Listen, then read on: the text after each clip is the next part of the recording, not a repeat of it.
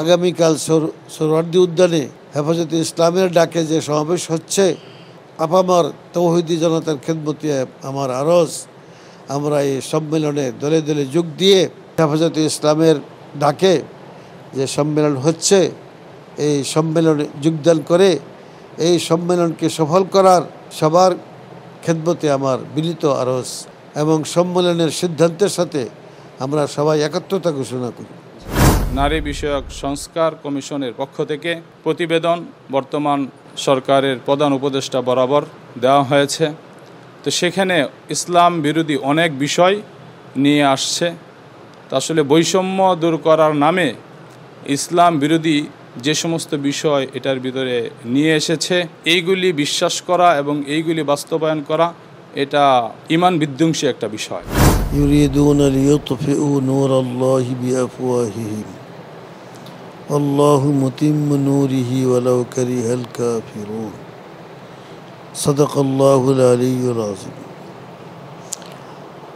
ইসলাম আল্লাহ রাব্বুল আলামিনের মনোনীত একমাত্র ধর্ম। হর জামানায় ইসলামের ক্ষতি করার জন্য ইসলাম বিরোধীরা সর্বাত্মক চেষ্টা চালিয়ে আসছে।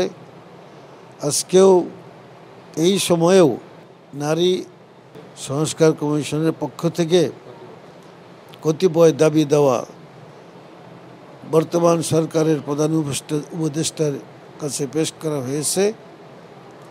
পত্রপত্রিকায় এগুলি প্রচারিত হয়েছে। আমরা এই দেশের মুসলমান জানতে পারলাম এই প্রতিবেদনে কোরআন বিরোধী, ইসলাম বিরোধী অনেক দাবি দেওয়া আছে। এরাও কোরআন বিরোধী, ইসলাম বিরোধী এবং এরা নাস্তিক্যবাদে বিশ্বাসী। তারা এই বর্তমান সরকারের এই সুযোগে কোরআন বিরোধী এই সমস্ত দাবি দেওয়া পেশ করেছে প্রধান উপদেষ্টার কাছে। আমরা বাংলাদেশের তৌহিদি জনতা এই দাবি দেওয়াগুলি কোরআন বিরোধী হওয়ার কারণে এবং ইসলাম বিরোধী হওয়ার কারণে কিছুতেই এটাকে মেনে নিতে পারি না। আমরা সর্বস্তরের মুসলমান এই দাবির বিপক্ষে অবস্থান নিয়ে দাবি জানাচ্ছি যে অনতিবিলম্বেই এই দাবিগুলি বাতিল করা হোক এবং এই সংস্থাকে নিষিদ্ধ করা হোক, তাদেরকে শাস্তির আওতায় আনা হোক, বিচারের আওতায় আনা হোক। বিসমিল্লাহির রহমানির রহিম। ইন্নাদ-দীনা ইনদাল্লাহিল ইসলাম। আল্লাহ রাব্বুল আলামিন মুমিন মুসলমান ঈমানদারদের জন্য সর্বশ্রেষ্ঠ এবং একমাত্র সর্বশ্রেষ্ঠ দিন হিসেবে আল্লাহ তাআলা মনোনীত করেছেন ইসলামকে। সমস্ত বিশ্ববাসীর জন্যে একমাত্র সঠিক এবং অনুসরণীয় ধর্ম আল্লাহ তাআলার তরফ থেকে দ্বীন ইসলাম। মুসলমান হিসেবে, ঈমানদার হিসেবে ইসলাম ধর্মের যাবতীয় বিষয়গুলি অনুসরণ করে চলা মুসলমান এবং ঈমানদারদের জন্য জরুরি।